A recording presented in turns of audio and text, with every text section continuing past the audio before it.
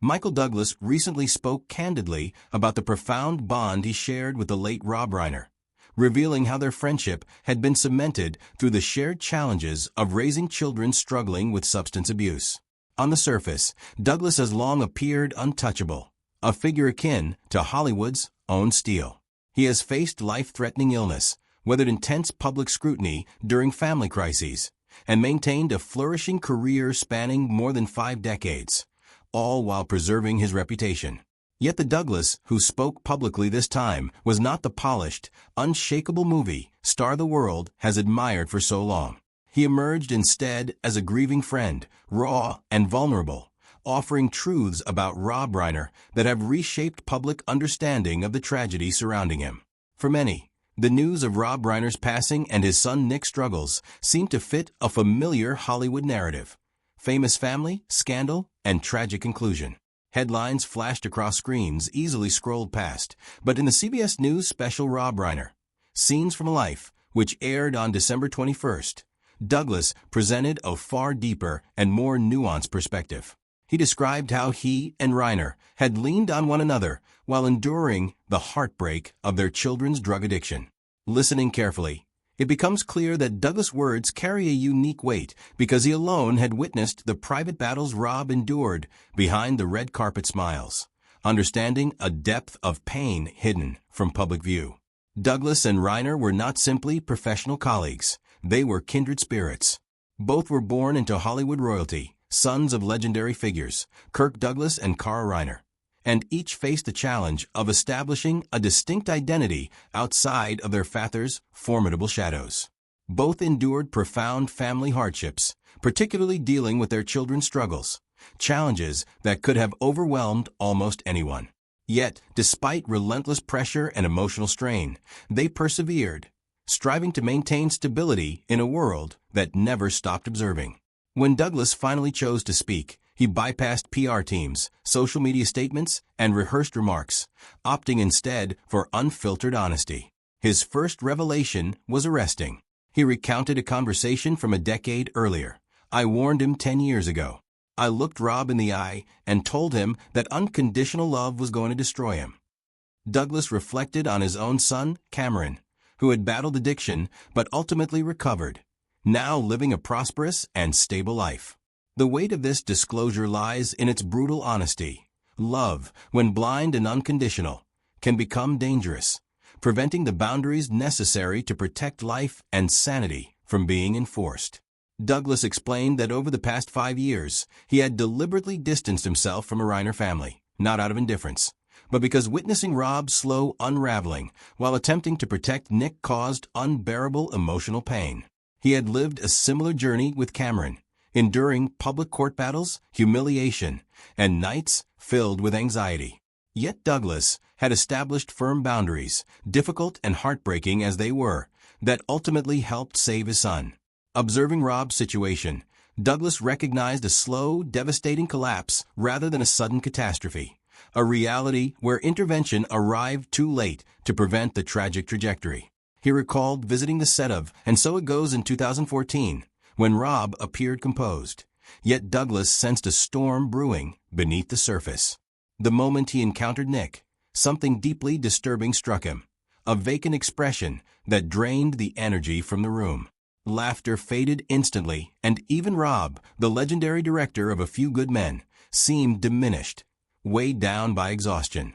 Douglas described how Rob, normally authoritative and in control, appeared emotionally diminished, as if his son's presence had shifted the balance of power. In that moment, Douglas understood that Rob was caught in a cycle of toxic hope, clinging to the belief that persistence alone could repair what was broken. Douglas emphasized that the events leading to the family's tragedy were not spontaneous eruptions, but the result of years of gradual decline. Weeks before the ultimate breakdown, Rob had reached out to Douglas with a quiet, seemingly casual call.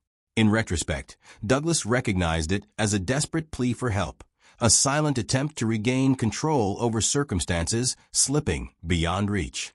Rob had been attempting to set boundaries Nick could perceive and respect, inadvertently destabilizing the fragile equilibrium that had sustained the family. Beyond the emotional strain, Douglas pointed to financial entanglements that exacerbated the crisis. Rob had unknowingly enabled Nick's behavior by granting unrestricted access to resources that became tools of manipulation. Every attempt to impose limits was met with emotional coercion, threats, and intimidation, turning love into a source of vulnerability. Douglas' account made clear that this story was not merely about parental compassion gone awry. It also highlighted systemic failure, demonstrating how wealth and privilege can mask escalating dysfunction. Douglas did not shy away from criticizing those who remained passive observers. He recounted dinner parties where Nick's outbursts went unchecked, leaving Rob and Michelle Reiner to carry the burden alone. His voice faltered as he spoke of Michelle, the family's emotional anchor, who worked tirelessly to maintain stability. Over time, Michelle had begun asserting herself, ultimately becoming a primary target of Nick's behavior. Douglas recalled a haunting phone call months before the tragedy, in which he said, "I don't know who he is anymore." Those words, laden with fear and exhaustion, epitomized the silent weight she bore for years. Turning to legal matters, Douglas stressed the critical importance of accountability. He asserted that Nick was fully aware of his actions, manipulating both parents and the legal system for personal gain. He likened the household to a kingdom where unchecked privilege had bred disaster, a stark warning about confusing unconditional love with permissiveness. Douglas reflected on Rob's relentless efforts to save Nick through costly treatment programs, wellness retreats, spiritual guidance, and top-tier psychiatric care, recognizing the tragic irony that Rob's fear of his son's suffering outweighed concern for the potential consequences of Nick's choices.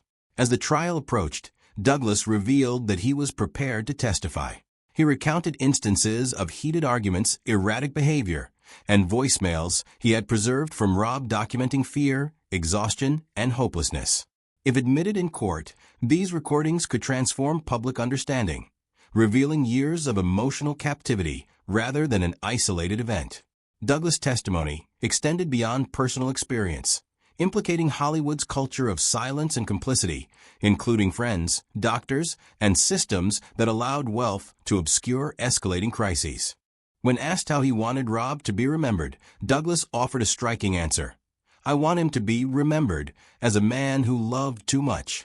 His words functioned both as a tribute and a caution, illustrating how unbounded protection can entrap those who give it. He warned that love, without limits and accountability, can drag caretakers into ruin alongside those they attempt to save. Douglas' interview ignited widespread discussion, dividing audiences while underscoring the gravity and authenticity of his account. As courtroom proceedings began, the human cost of the Reiner family's struggle became starkly evident. Voicemails and text messages revealed Rob and Michelle's desperate attempts to maintain peace, exposing years of silent suffering. Douglas' presence, composed yet visibly affected, underscored that he was not there for fame or spectacle, but to defend the truth about his friend's life and the consequences of unrestrained love. His testimony highlighted patterns of manipulation, unheeded warnings, and the tragic results of relentless compassion absent boundaries. The trial quickly evolved into a broader reckoning, both in the courtroom and across Hollywood. Protests, intensive media coverage, and internal reflection highlighted the dangers of silence, privilege, and prioritizing appearance over people.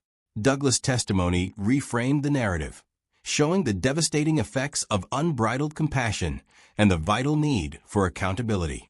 Through his efforts, Rob Reiner's story transcended individual tragedy, becoming a cautionary tale about family, fame, and responsibility. Ultimately, Douglas exited the courthouse not as a celebrated actor, but as a witness to the weight of truth. He left audiences with a poignant reminder: if you love someone, love them wisely. His words ensured that Rob Reiner's legacy would not be defined by the circumstances of his death, but by the lessons embedded in his life and the tragedy that followed.